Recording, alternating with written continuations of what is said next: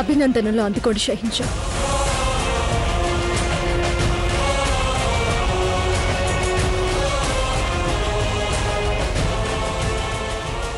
జోధా బేగం, మా మాట వినండి. జోధా బేగం,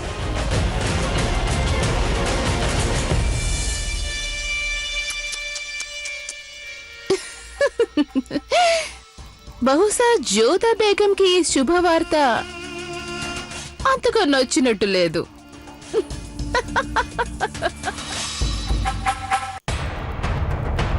జోధా బేగం, కాస్త మా మాట వినండి. మీరు నాకేమీ చెప్పనక్కర్లేదు. మీ వివాహానికి కావాల్సిన ఏర్పాట్లు చేసుకోండి. మేము మీతో మాట్లాడడానికి వచ్చాం, మీతో మాట్లాడకుండా వెళ్ళబోము. ఒక్కసారి మా మాట వినండి, దయచేసి మా మాట వినండి. ఎందుకు వినాలి? ఇంకా ఏం చెప్పగలరు మీరు? సంజయ్షి చెప్పదలిచారా? ఎందుకు? నాకెందుకు సంజయ్షి చెప్పుకోవాలి? మీరు ఈ దేశానికి షహిన్షా ఎప్పుడు కావాలన్నా ఎవరిని కావాలన్నా వివాహం చేసుకోవచ్చు. మీరు జోధా బేగం, జోధా బేగం, మా మాట నమ్మండి. మళ్ళీ మీ కళ్ళల్లో కన్నీళ్లు చుట్టం మాకు ఇష్టం లేదు.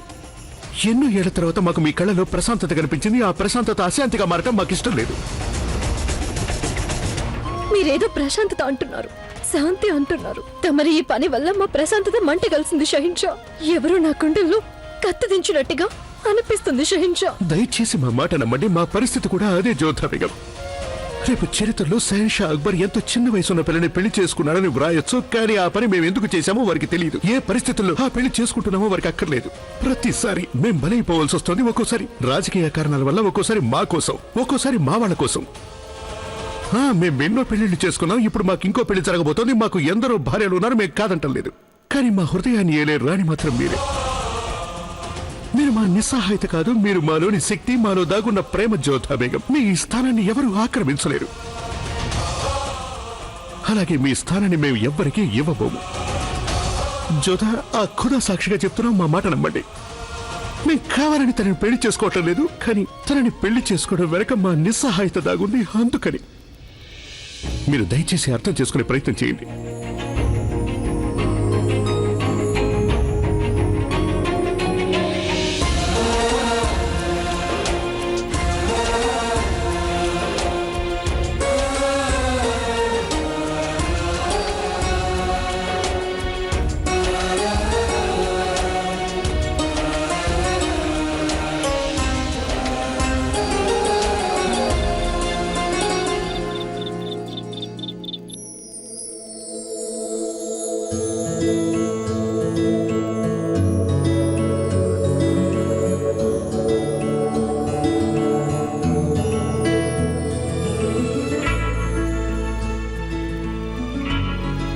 మీరు ఫర్హాన్కి మాటైతే ఇచ్చారు, కానీ దాన్ని నెరవేర్చుకోగలరా?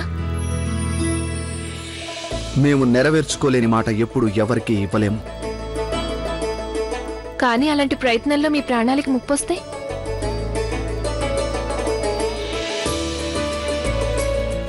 మేం మీకు ఇదివరకే చెప్పాం, ప్రేమ కోసం ప్రాణం ఇవ్వడం అంటే అది 100 బతుకుల కంటే మిన్నా అని. మేము అలాంటి కథలు ఎన్నో విన్నాం. వాటిలో గాఢంగా ప్రేమించుకున్న ప్రేమికులు ఒకరి కోసం ఒకరు ఎలా బలైపోయారో విన్నాం. ఇలాంటి కథలు ఇంకా ప్రజల హృదయాల్లో నిలిచే ఉన్నాయి. అవి ఎన్నటికీ చెదరం.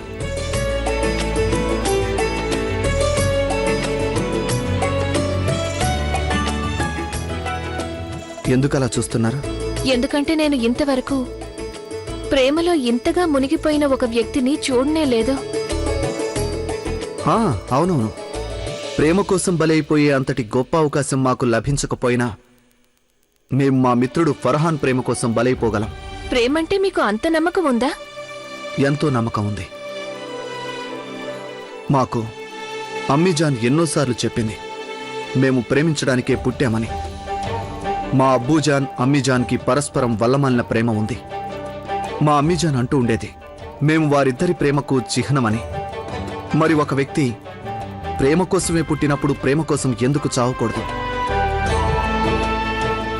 ఎందుకు బలవకూడదు? అన్ని వట్టి మాటలే.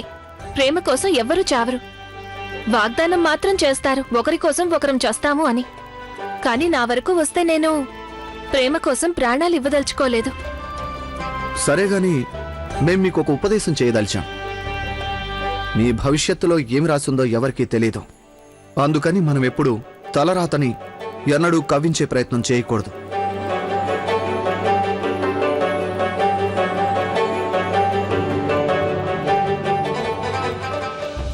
సరే, ఇక నేను బయలుదేరతాను. మా అమ్మీ జాన్ ఎదురు చూస్తూ ఉంటుంది.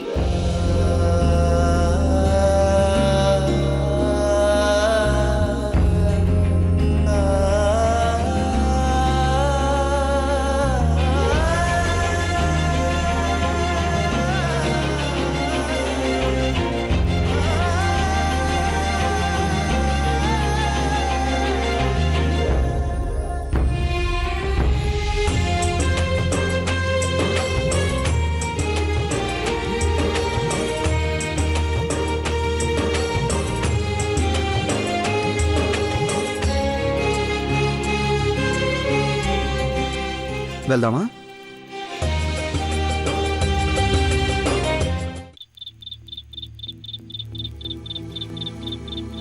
హోషియార్, ఎక్కడున్నారు రాకుమారుడు? నేను వచ్చి ఇంతసేపు అయింది, కానీ ఇంతవరకు వారిని కలుసుకోలేకపోయాను. ఈ దాసుడు ఎన్నోసార్లు కబురు పంపించాడు హుజూర్, కానీ ప్రతిసారి ఏం తెలిసిందంటే వారసులు ఇంకా తిరిగి రాలేదంట. ఎక్కడికి వెళ్ళిపోయారు ఏమో.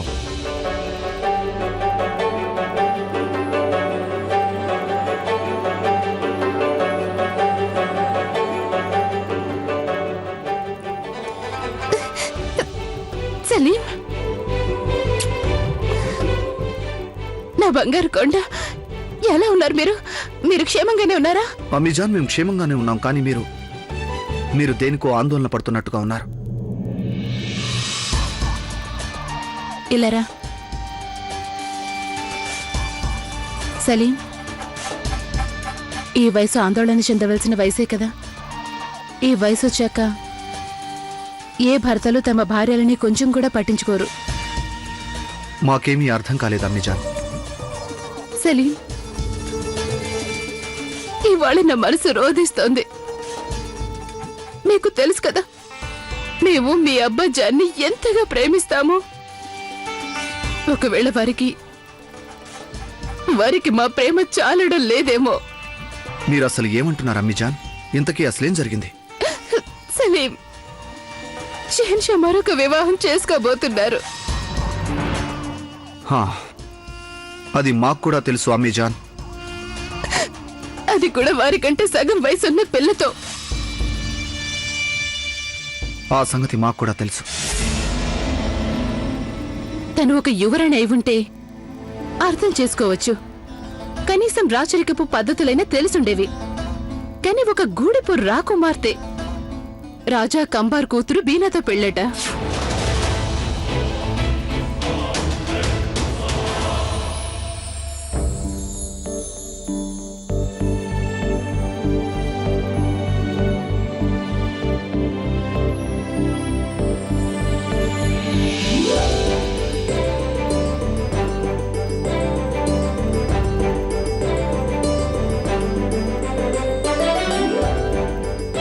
తల్లి జోధా, ఇవి జలాల్ పెళ్లి సమయంలో ఇవ్వవలసిన లాంఛనాలు.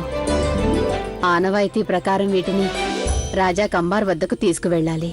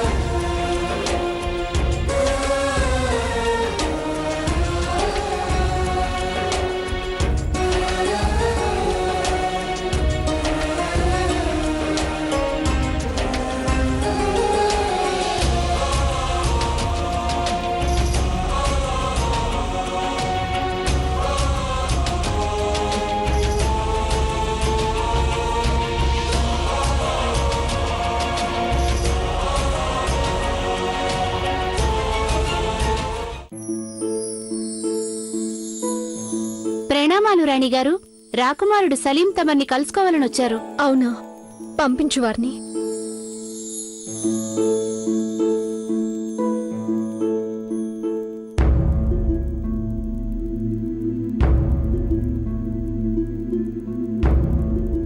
రాజమాత గారికి సలాం.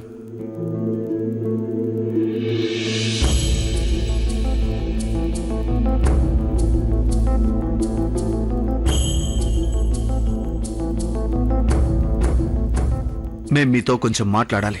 పోనీలే, ఇలాగైనా మీకు మీ తల్లి గుర్తొచ్చింది. చెప్పు. షెహన్షా పెళ్లి చేసుకుంటున్న సంగతి మీకు తెలుసా?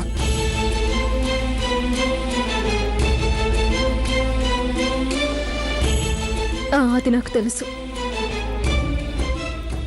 అయినా మీరు మౌనంగా ఉండిపోయారా? ఆ అమ్మాయి వేరొకరిని ప్రేమిస్తున్న సంగతి మీకు తెలుసా? ఆ సంగతి తెలిసి కూడా షెహన్షా ఆమెను పెళ్లి చేసుకోవడానికి అంగీకరించారు. లేదే. అయితే ఈ సంగతి షహిన్షాకి తెలిసుండదని నాకు పూర్తి నమ్మకం ఉంది. వారికి గనుక తెలుసుంటే వారు పెళ్లి చేసుకోవడానికి సిద్ధపడేవారు కాదు. వారు పెళ్లి చేసుకోవాలని నిర్ణయించుకున్న ఆ పిల్ల మా మిత్రుడైన ఫర్హాన్ ప్రేమికురాలు.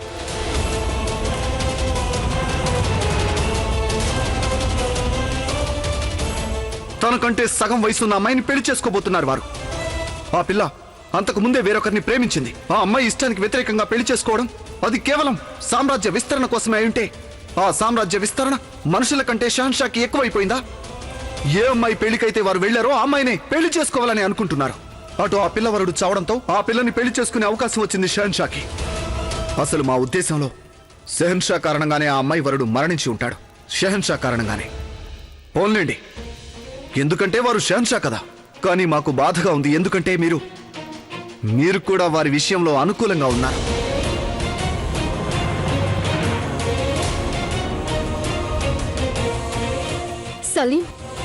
సలీం, కొంచెం నేను చెప్పేది వినిపించుకో.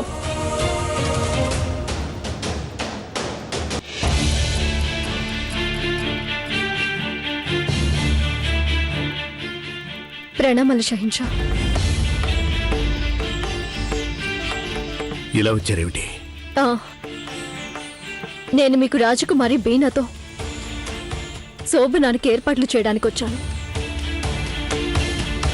ఇంతకీ మీరు మీ శిబిరం ఎక్కడ కావాలనుకుంటున్నారు? కావాలంటే నేను నా శిబిరాన్ని ఖాళీ చేస్తాను.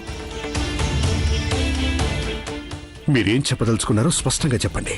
ఇదే, మీరు మీకంటే సగం వయసు చిన్న అమ్మాయిని పెళ్లి చేసుకోబోతున్నారు. అవును. నాకింతవరకు తెలియదు. మీరు ఏ అమ్మాయి పెళ్లికి వెళ్లారో ఆ అమ్మాయిని పెళ్లి చేసుకుంటున్నారని నాకు తెలీదు. నాకింకొక సంగతి కూడా తెలిసింది. ఆ అమ్మాయి వరుణ్ణి వధించేశారని తెలిసింది. ఈ కారణం వల్లేనా మీరు ఇలా? లేక ఏమిటి మీరు అలా మాట్లాడుతున్నారు జోధా బేగం? అలాంటి పని మేమేమి చేయలేదు. మీరు చేసింది అపరాధమే షహిన్షా. ఆ అమ్మాయి వేరొకరిని ప్రేమిస్తుందని మీకు తెలిసిన సంగతేగా. అది తెలిసి కూడా మీరు తనని వివాహం చేసుకోబోతున్నారా? షహిన్షా, నేను నమ్మలేకపోతున్నాను. మీరు రాజకీయ కారణాల వల్ల పెళ్లి చేసుకోబోతున్నారని నమ్మలేను. దీనికి తప్పకుండా వేరే కారణం ఉండుంటుంది. నేను ఆ కారణం తెలుసుకోదలిచాను. అదంతా మీకు చెప్పాల్సిన అవసరం లేదు అనుకుంటున్నాం జోధా బేగం. ఒకవేళ మీరు గనక ఆ పిల్లని ప్రేమించినందువల్లే మేము తనని పెళ్లి చేసుకోబోతున్నామని అనుకుంటే గనక అదే నిజం అనుకోండి. మరో కారణం ఏంటంటే, తొలి చూపులోనే ఆ అమ్మాయి మాకు బాగా నచ్చింది. తర్వాత ఆ పిల్ల వరుడు చనిపోయాడని తెలియడంతో ఆ పిల్లని పెళ్లి చేసుకోవడానికి అదే మంచి అవకాశం అని మాకు అనిపించడంతో తనని పెళ్లి చేసుకుంటాం. కానీ ఇంతకు ముందు మీరు నాకు వేరే కారణం చెప్పారే. అప్పుడు మేము మీకు అబద్ధం చెప్పాం జోధా బేగం, అబద్ధాలు చెప్పాం. ఇంకేం చేయమంటారు మమ్మల్ని? మా వయసు కన్నా సగం వయసున్న అమ్మాయిని పెళ్లి చేసుకోబోతున్నామని చెప్పాలా? తనని మేము ప్రేమించామని చెప్పాలా? అంతేకాకుండా ఈ విషయంతో మీతో వాదనకు దిగటం మాకు అసలు ఇష్టం లేదు. ఈ శుభ సందర్భాన్ని పాడు చేయటం మాకు ఇష్టం లేదు. అబద్ధం. నాకు నమ్మకం లేదు. మీరు నాతో అబద్ధం చెప్తున్నారు షహిన్షా. మీ కళ్ళే చెప్తున్నాయి మీరు నాతో అబద్ధం చెప్తున్నారు అని. మీరు నన్ను తప్ప వేరొకరిని ప్రేమించే అవకాశం లేదు. కానీ మేము ప్రేమలో పడ్డాం జోధా బేగం. లేదు, నేను అది నమ్మలేను. కానీ మీరు నమ్మటం మంచిది. మేం తనని పెళ్లి చేసుకోబోతున్నామని మీరు నమ్మటం చాలా మంచిది. అలా పెళ్లి చేసుకోవటమే మా నిర్ణయం గనక మా నిర్ణయాన్ని ఎవరూ ప్రశ్నించకూడదు, చివరికి మీరు కూడా. సరే అయితే. మరో విషయం కూడా వినండి.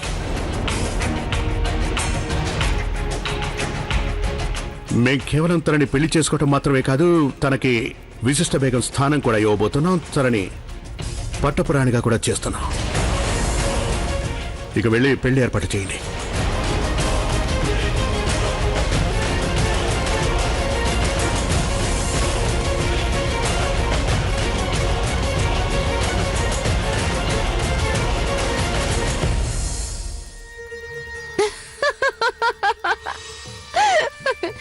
ఇప్పుడు ఈ నాటకం రసవత్తరంగా అయింది.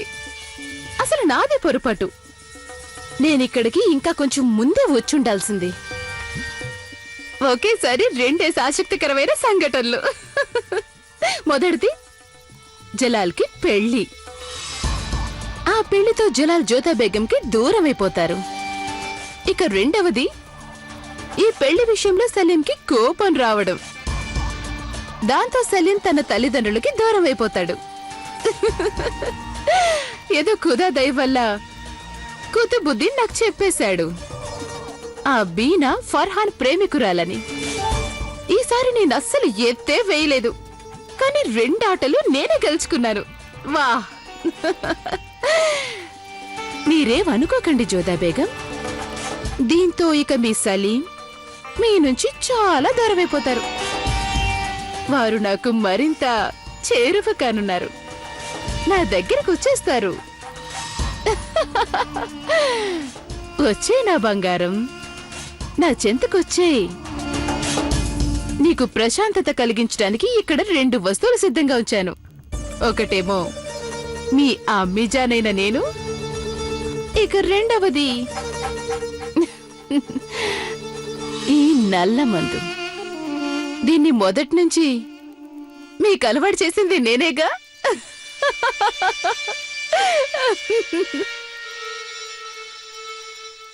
సలీం షహీన్ షా పెళ్లి చేసుకునున్న అమ్మాయి బీనా అన్న సంగతి నాకు తెలీదు. దానికి వారు చెప్పిన వివరం కూడా నాకేం అర్థం కాలేదు. అసలు ఈ పెళ్లి ఎందుకు చేసుకుంటున్నారు? ఎందుకంటే వారికి ఒక యవ్వనంలో ఉన్న బేగం కావాలి. సలీం, అది నిజం కాదు. మీ నాన్నగారు అలాంటి వారు కాదు. అంతకంటే పెద్ద కారణమే ఉండుంటుంది. అందువల్లే వారలా పెళ్లి చేసుకోవాల్సి వస్తుంది. ఆ కారణం ఏంటనేది వారు నాకు చెప్పదలుచుకోలేదు. మిమ్మల్ని మీరే ఓదార్చుకుంటున్నారు రాజమాత గారు. అనవసరంగా ఆత్మవంచన చేసుకోవడం మానుకుంటే మంచిది. మాకు షహన్ షా మీద వచ్చిన కోపం కంటే ఎన్నో రెట్లు ఎక్కువగా మీ మీద కూడా ఆశ పోయింది. ఎందుకంటే మీరు వారు చేస్తున్నది ఎంత తప్పు షహన్ షాకి తెలియచేయలేకపోతున్నందుకు. పోన్లేండి, మీరు వారిని వ్యతిరేకించినా లేకపోయినా మేము మాత్రం తప్పక ఎదిరిస్తాం. మేం వారిని ఈ వివాహం ఎంత మాత్రం చేసుకోనివ్వం. సలీం, అలా తొందరపడొద్దు. కాస్త శాంతించు. లేదు రాజమాత గారు, వారికి మీకు పెద్ద తేడా లేదు. వారికి షహన్షాగా ఉండడం ముఖ్యమైతే మీకు రాజమాతగా ఉండడం అంటే మీ ఇద్దరి విషయంలోనూ కేవలం ఇది పదవి కోసం మోజు, ఇంకా తహతా కూడా. ప్రేమ గీమ ఏమీ లేదు. ఒకసారి మీరే అన్నారు మేము మీకు షహన్షాకి గల చిహ్నమని. కానీ ఏం చేస్తాం, ఇప్పుడు మీలో ఆ ప్రేమ అంతరించిపోయింది. కానీ మాలో మాత్రం ప్రేమ పట్ల ఉన్న గౌరవం ఇప్పటికీ అలాగే ఉంది.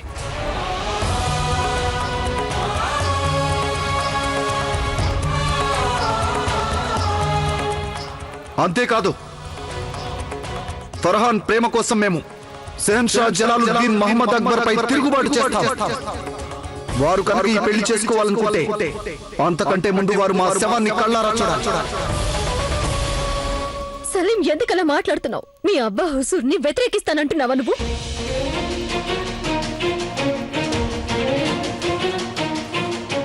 అబూజాన్ని మేము ఎన్నడూ పోగొట్టుకున్నాం. అందుకే ఒక షహన్షాని వ్యతిరేకించి తీరుతాం. అందుకు ఏం చేయడానికైనా మేము సిద్ధంగా ఉన్నాం.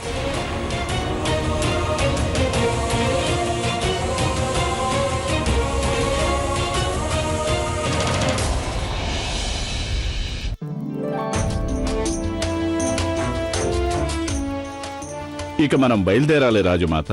అన్ని ఏర్పాట్లు పూర్తయిపోయాయి. ఆనవాయితీ ప్రకారం అవసరమైన అన్ని వస్తువులు సిద్ధంగా ఉన్నాయి. ఇక మనం బయలుదేరడమే ఆలస్యం. అలాగే అత్తయ్య గారు, వేళ మించిపోకుండా అన్నీ జరిగితేనే చాలా మంచిది. పదండి. రండి.